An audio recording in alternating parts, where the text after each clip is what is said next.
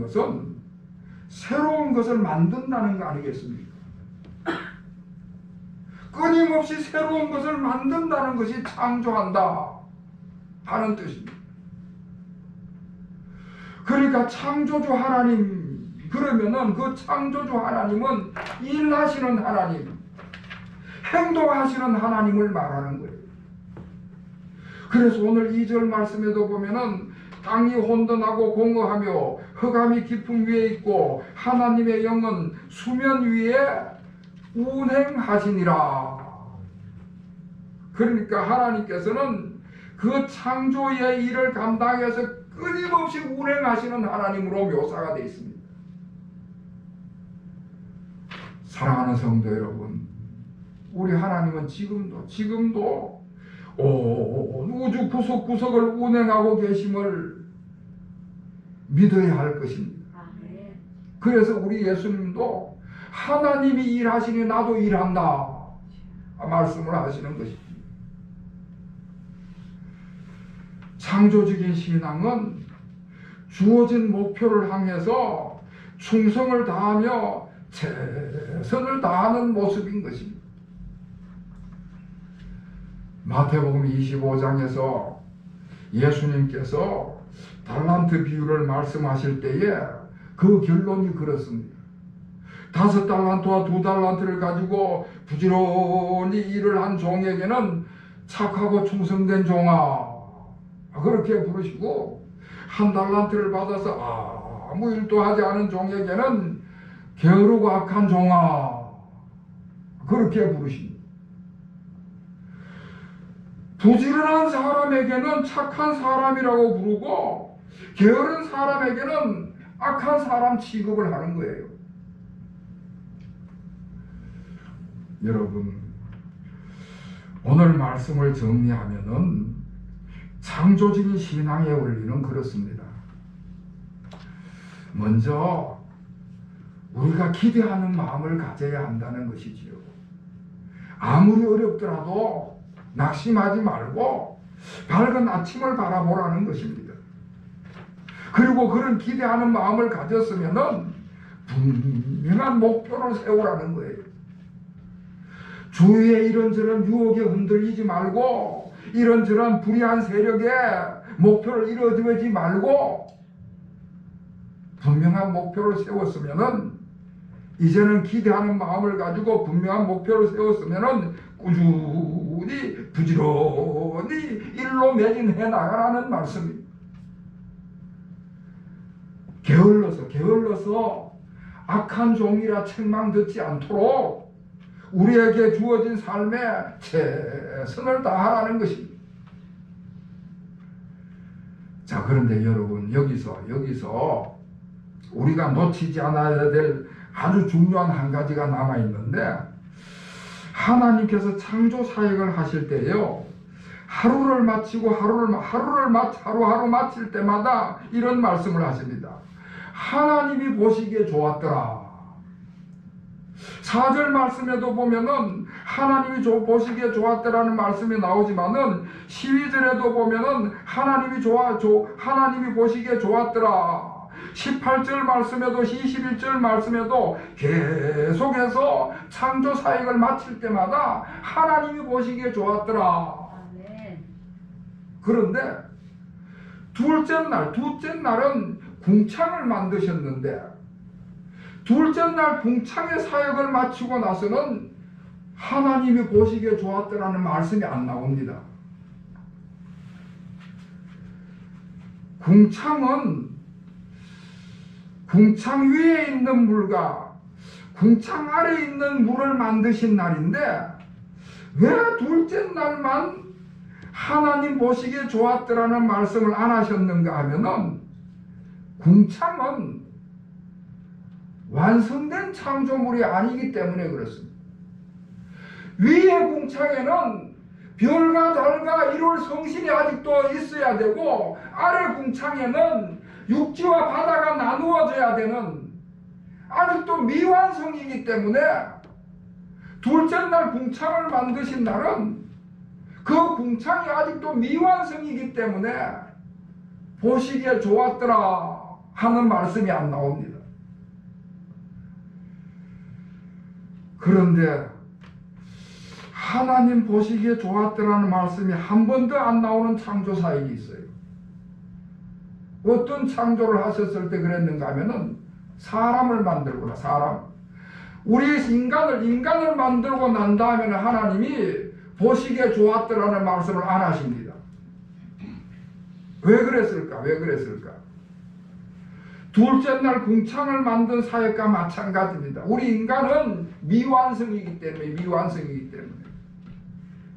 우리 인간은 아직도 완성을 향해서 나아가야 되는 아직도 미완성의 존재이기 때문에 하나님께서 우리 인간을 창조하시고 나서는 보시기에 좋았다라는 말씀을 안 하시는 거예요.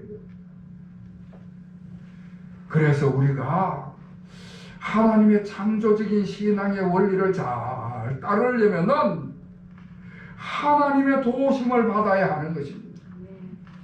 아무리 우리가 기대감을 가지고 목표를 정하고 부지런히 일을 해도 우리 인간은 부족할 수밖에 없습니다. 그래서 하나님의 도우심을 구하는 것이지. 그럴 때 우리가 완성을 향해서 나아가게 될 줄로 믿습니다. 그래서 우리가 2022년도를 마감하고 다시 주님 앞에 서게 될 때에는 아름다운 열매를 많이 맺어서 주님을 기쁘시게 하는 저와 여러분이 될 수 있기를 바랍니다. 우리 주님의 도우심으로 모자라고 부족한 부분을 우리 주님이 채워주심으로 하나님이 보시기에 좋았더라 그런 칭찬 듣는 우리 모든 교우들이 되시기를 다시 한번 주의 이름으로 축원합니다. 기도하겠습니다. 하나님 아버지, 소쿠리와 같이 보잘것없는 저희들을 택하셔서 주님의 자녀로 삼으심을 감사드립니다. 하오나 아직도 조그마한 문제 앞에서도 낙심하고 불의한 세력에 쉽게 넘어지는 저희들입니다. 다시 한번 주님의 말씀 안에서 창조적인 신앙의 원리로 무장하게 하셨사오니 주님 안에서 기대하는 마음을 품게 하시고 분명한 목표를 향하여 부지런히 달려가는 저희들이 되게 하여 주시옵소서. 모자라고 부족한 것은 주님께서 도우시고 완전하게 하실 때에 저희들이 주님 보시기에 좋은 인생, 아름다운 열매를 맺어가게 될 줄로 믿습니다. 2022년도 이와 같은 신앙을 가지고 나아가는 우리 모든 성도들 위해 한량없으신 은혜를 베풀어 주시옵소서. 예수 그리스도의 이름으로 간절히 기도하옵나이다. 아멘. 저 어느 시골 교회에 출석을 하고 있는 청년이 목사님을 찾아갔습니다. 그리고는 목사님한테 하소연을 하기를, 목사님, 저는 도대체 왜 그런지 모르겠습니다. 뭔가 좀 새로운 일을 시작하고 싶어가지고 결심을 하면은 늘 작심삼일입니다. 맨날 똑같습니다. 그래서 새해가 되어도 새로운 계획을 세울 엄두가 안 납니다. 어떻게 하면 좋겠습니까? 그랬더니 목사님이 한참을 생각하시더니 저 헛간으로 가서는 소쿠리 하나를 꺼내왔습니다. 오랫동안 사용하지 않았던 소쿠리예요. 그래서 그 소쿠리 안에는 먼지가 뽀얗게 쌓여있는 그런 낡은 소쿠리였습니다. 목사님이 그 소쿠리를 청년에게 주시면서 이런 말씀을 하는 거예요. 형제님, 이유는 묻지 말고 이걸 가지고 저 시냇가로 가서 여기에다가 물 좀 한가득 담으라고. 여러분, 소쿠리가 뭔지 아세요? 소쿠리는 볏짚을 가지고 촘촘히 꼬아서 만든 강줄입니다. 그러니까 언뜻 보면은 빈틈이 없어 보이지만은 볏짚으로 만들었기 때문에 물을 담을 수 있을 수는 없습니다. 담기 하겠지만은 금방 줄줄 다 새버리고 마는 것이지. 그런데 그런 소쿠리를 주면서 물을 담아오라고 하니까, 물을 담아오고 나면은 그 다음에 다시 이야기를 하자고 하니까, 이 청년 입장에서는 난처하기가 거지없지만은 목사님이 왜 이런 엉뚱한 일을 시키나 생각이 들었지만은 이유를 묻지 말라고 했기 때문에 순종하는 마음으로 그 소쿠리를 들고 시냇가로 갔습니다. 그리고 물을 담아보지만은 담기게 하지만은 얼마 못 가서 다 새버리고 마는 거예요.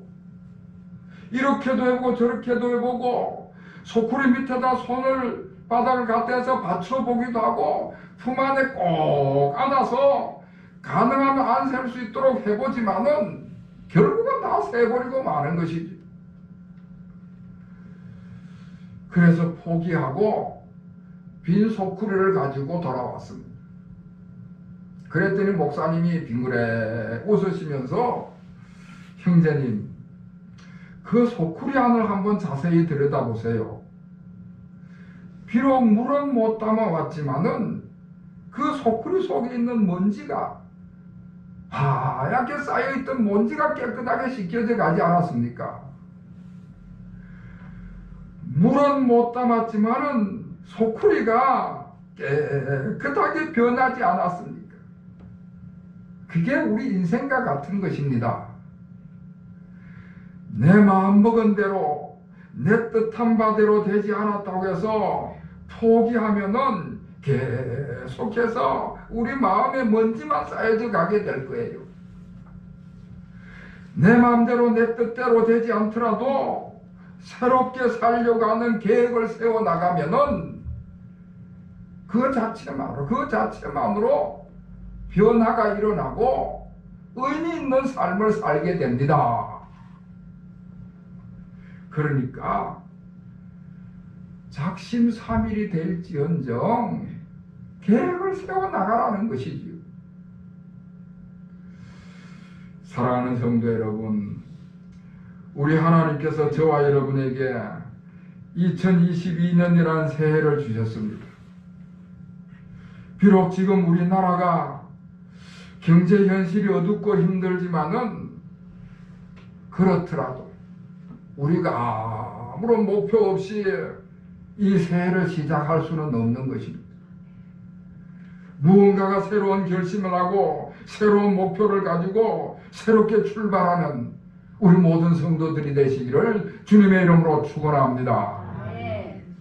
그래서 오늘 새해 첫 주일 예배에 오늘 성경 말씀 제일 첫 번째 나오는 구절을 가지고 창조적인 신앙, 창조적인 계획, 그런 말씀을 나누고자 합니다.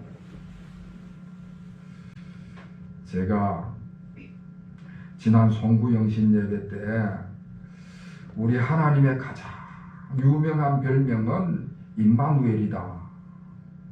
우리와 함께 하신 하나님의 가장 유명한 별명은 우리와 함께 하신 하나님, 임마누엘 하나님이라는 별명이지만은 정작 우리가 가장 많이 사용하는 하나님의 별명은 창조주 하나님, 그렇습니다. 하나님의 사역 중에 가장 큰 사역이 있다면 그건 창조 사역일 것입니다. 하나님은 창조 사역을 가장 큰 사역으로 감당하셨는데 그 하나님의 창조 사역을 하실 때에 하나님께서 어떤 계획을 가지고 창조 사역을 하셨는가? 여러분 5절 말씀, 우리 5절 말씀을 다 같이 읽겠습니다. 5절 시작. 하나님이 빛을 낮이라 부르시고 어둠을 밤이라 부르시니라. 저녁이 되고 아침이 되니 이는 첫째 날이니라. 아멘. 그 말씀에 보면은 저녁이 되고 아침이 되니 이는 첫째 날이다. 여러분 어떻게 생각합니까? 왜 아침이라는 말로 시작하지 않고 저녁이라는 말로 시작을 했는가? 우리가 보통 말할 때 아침으로 시작해서 저녁으로 끝을 맺는데 오늘 성경은 저녁으로 시작해서 아침으로 끝을 맺습니다. 무슨 뜻인가 하면은 어두운 밤을 바라보지 말고 찬란한 아침을 기대하면서 살아가라는 말씀입니다. 어두운 밤이 지나고 나면 반드시 밝은 아침이 온다는 이 이치를 기억하고 기대하는 마음을 가지고 살아가라고 하는 말씀입니다. 그러니까 우리 하나님의 창조 사역을 하실 때에 그 첫 번째 계획은 기대하는 마음을 가지라는 것입니다. 아침으로 시작해서 저녁으로 끝을 맺고 빛으로 시작해서 어두움으로 끝을 맺고 생명으로 시작해서 사망으로 끝을 맺는 그런 방식이 아닙니다. 성경의 하루는 저녁으로 시작해서 아침으로 나아가는 거예요. 저녁이 되면 아침이 되니 이는 첫째 날이라, 저녁이 되면 아침이 되니 이는 둘째 날이라, 저녁이 되면 아침이 되니 이는 셋째 날이니라. 우리의 헌실이 저녁같이 밤같이 어둡다 할지라도 그걸 바라보며 낙심하지 말고 아침을 바라보며 기대하면서 살아가라. 할렐루야. 찬란한 아침이 온다는 사실을 기억하고 그 기대 속에서 그 소망 속에서 삶을 살아가라고 하는 메시지입니다. 사도행전 16장에 보면은 바울과 실라가 저 빌립보 깊은 감옥에 갇히는 사건이 나옵니다. 다시 말해서 환난의 밤이 찾아온 것이지요. 핍박의 밤, 고난의 밤을 맞이하게 된 것입니다. 그런데 그들이 그 환난의 밤, 그 고난의 밤 앞에서 낙심하지 않는 거예요. 저녁이 되면 아침을 주시는 하나님을 철저히 의지하면서 그 환난의 고난의 밤 속에 기도하며 찬양하며 맞이를 하는 거예요. 비록 지금은 어두운 밤이지만은 창조주 하나님께서 틀림없이 우리를 밝은 아침으로 인도하실 것이다. 그리고 기도하며 찬송하는 거예요. 그들이 하나님의 이 창조신앙, 아침을 바라보는 그 기대하는 마음을 가지고 그 밤을 맞이했을 때에 옥터가 흔들리고 옥문이 활짝 열리고 그들의 착고가 풀어지는 하나님의 놀라운 역사를 체험하게 된 것입니다. 유대인들의 지혜서라고 부르는 그 탈무드에도 보면 그런 유명한 이야기가 나옵니다. 하나님께서 우리 눈을 만드실 때에 까만색과 흰색으로 만드셨는데 정작 사물을 보는 동공은 흰색으로 만들지 않고 까만색으로 만들었다. 현실이 아무리 어둡다 할지라도 낙심하지 말고 절망하지 말라는 뜻에서 어둠을 통해서 밝은 미래를 바라보라고는 하나님의 오묘한 섭리가 그 속에 들어있다는 것입니다. 사랑하는 성도 여러분, 아무리 우리 주변의 현실이 암울하다 할지라도 낙심하지 않고 기대하는 마음으로 살아가는 여러분이 되시기를 축원합니다. 창조주 하나님, 우리 하나님이 천지를 창조하실 때에 그와 같은 기대감을 우리에게 주셨습니다.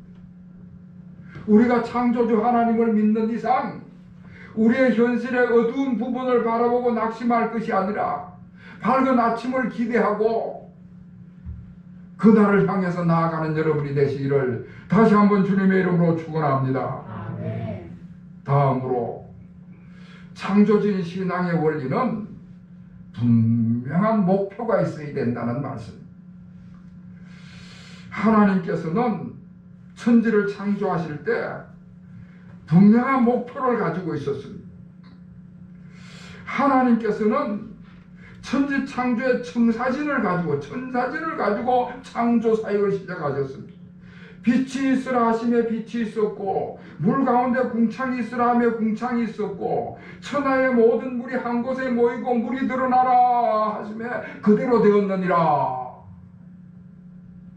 그러니까 모든 것이 우연히 이루어진 것이 아니고 하나님의 그 창조 계획에 따라, 하나님의 창조 그 목적에 따라 다 이루어졌다는 것이지.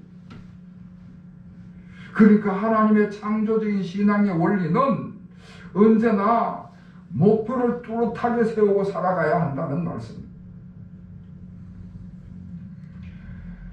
이스라엘 백성들이 출애굽을 해서 이스라엘 백성들이 출애굽을 할 때는 분명한 목표가 있었습니다.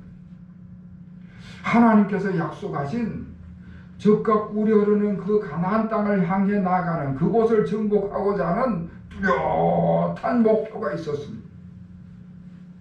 그래서 그 200만 명이나 되는 수많은 사람들이 모세를 앞세워서 그 약속의 땅 가나안을 향해서 힘차게 나아갔지요.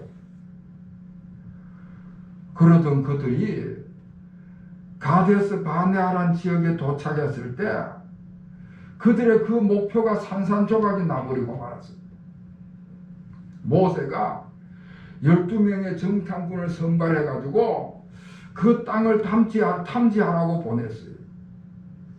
이 12명의 정탐꾼들이 가나안 땅을 탐지하고 돌아와서는 너무도 부정적인 이야기를 하는 거예요. 우리는 도저히 그 땅에 들어갈 수 없다. 그 땅에 들어가 봤더니 거기에는 우리보다 훨씬 강한 민족들이 살고 있더라. 네피림의 후손 아낙 자손들이 살고 있는데 그들은 기골이 장대하고 힘이 장사 같고 그들에 비하면 우리는 메뚜기와 같더라.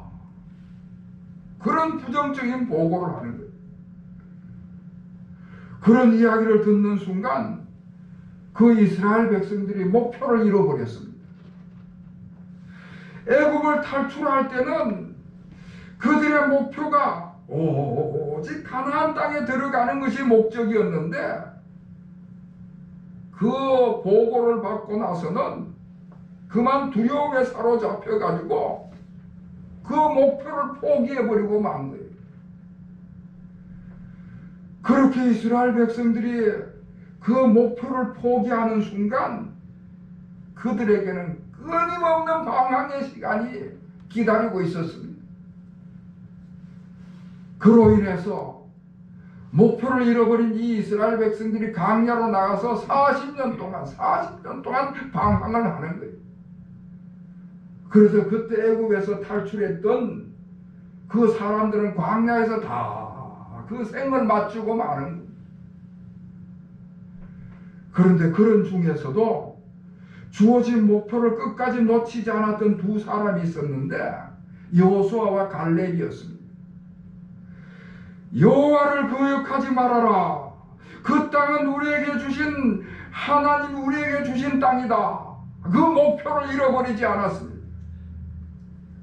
하나님께서 우리에게 목표로 제시한 그것을 잃어버리면 안 된다는 그런 마음가짐으로 그 목표를 끝까지 잃어버리지 않았던 여호수아와 갈렙만이 하나님이 약속하신 땅, 그 목표한 바를 이루고 만 것입니다. 여러분, 분명한 목표의식을 가지고 있느냐, 그렇지 못하느냐, 그것은 이와 같이 굉장한 차이를 나타내는 것입니다. 그러니까 우리가 목표를 세워야 되고 하나님의 도우심을 구해야 되고 하나님께서 목표를 세운 목표를 하나님 앞에 기도해서 끝까지 놓치지 않는 여러분들이 되시기를 주님의 이름으로 축원합니다. 아멘. 마지막으로 창조적인 신앙의 원리는 힘써 일하는 것입니다. 여러분, 창조한다 하는 것은 새로운 것을 만든다는 거 아니겠습니까? 끊임없이 새로운 것을 만든다는 것이 창조한다 하는 뜻입니다. 그러니까 창조주 하나님, 그러면은 그 창조주 하나님은 일하시는 하나님, 행동하시는 하나님을 말하는 거예요. 그래서 오늘 2절 말씀에도 보면은 땅이 혼돈하고 공허하며 흑암이 깊음 위에 있고 하나님의 영은 수면 위에 운행하시니라. 그러니까 하나님께서는 그 창조의 일을 감당해서 끊임없이 운행하시는 하나님으로 묘사가 되어 있습니다. 사랑하는 성도 여러분, 우리 하나님은 지금도 온 우주 구석구석을 운행하고 계심을 믿어야 할 것입니다. 그래서 우리 예수님도 하나님이 일하시니 나도 일한다 말씀을 하시는 것입니다. 창조적인 신앙은 주어진 목표를 향해서 충성을 다하며 최선을 다하는 모습인 것입니다. 마태복음 25장에서 예수님께서 달란트 비유를 말씀하실 때에 그 결론이 그렇습니다. 5달란트와 2달란트를 가지고 부지런히 일을 한 종에게는 착하고 충성된 종아 그렇게 부르시고, 1달란트를 받아서 아무 일도 하지 않은 종에게는 게으르고 악한 종아 그렇게 부르십니다. 부지런한 사람에게는 착한 사람이라고 부르고 게으른 사람에게는 악한 사람 취급을 하는 거예요. 여러분, 오늘 말씀을 정리하면은 창조적인 신앙의 원리는 그렇습니다. 먼저 우리가 기대하는 마음을 가져야 한다는 것이지요. 아무리 어렵더라도 낙심하지 말고 밝은 아침을 바라보라는 것입니다. 그리고 그런 기대하는 마음을 가졌으면은 분명한 목표를 세우라는 거예요. 주위의 이런저런 유혹에 흔들리지 말고 이런저런 불의한 세력에 목표를 이루어지지 말고 분명한 목표를 세웠으면은, 이제는 기대하는 마음을 가지고 분명한 목표를 세웠으면은 꾸준히 부지런히 일로 매진해 나가라는 말씀입니다. 게을러서 악한 종이라 책망 듣지 않도록 우리에게 주어진 삶에 최선을 다하라는 것입니다. 자, 그런데 여러분, 여기서 우리가 놓치지 않아야 될 아주 중요한 한 가지가 남아 있는데, 하나님께서 창조 사역을 하실 때요, 하루를 마치고 하루하루 마칠 때마다 이런 말씀을 하십니다. 하나님이 보시기에 좋았더라. 4절 말씀에도 보면은 하나님이 보시기에 좋았더라는 말씀이 나오지만은 12절에도 보면은 하나님이 보시기에 좋았더라. 18절 말씀에도 21절 말씀에도 계속해서 창조 사역을 마칠 때마다 하나님이 보시기에 좋았더라. 그런데 둘째 날은 궁창을 만드셨는데, 둘째 날 궁창의 사역을 마치고 나서는 하나님이 보시기에 좋았더라는 말씀이 안 나옵니다. 궁창은 궁창 위에 있는 물과 궁창 아래에 있는 물을 만드신 날인데, 왜 둘째 날만 하나님 보시기에 좋았더라는 말씀을 안 하셨는가 하면은, 궁창은 완성된 창조물이 아니기 때문에 그렇습니다. 위의 궁창에는 별과 달과 이룰 성신이 아직도 있어야 되고, 아래 궁창에는 육지와 바다가 나누어져야 되는 아직도 미완성이기 때문에, 둘째 날 궁창을 만드신 날은 그 궁창이 아직도 미완성이기 때문에 보시기에 좋았더라 하는 말씀이 안 나옵니다. 그런데 하나님 보시기에 좋았더라는 말씀이 한 번도 안 나오는 창조사역이 있어요. 어떤 창조를 하셨을 때 그랬는가 하면은 사람을 만들구나, 사람. 우리 인간을 만들고 난 다음에는 하나님이 보시기에 좋았더라는 말씀을 안 하십니다. 왜 그랬을까? 왜 그랬을까? 둘째 날 궁창을 만든 사역과 마찬가지입니다. 우리 인간은 미완성이기 때문에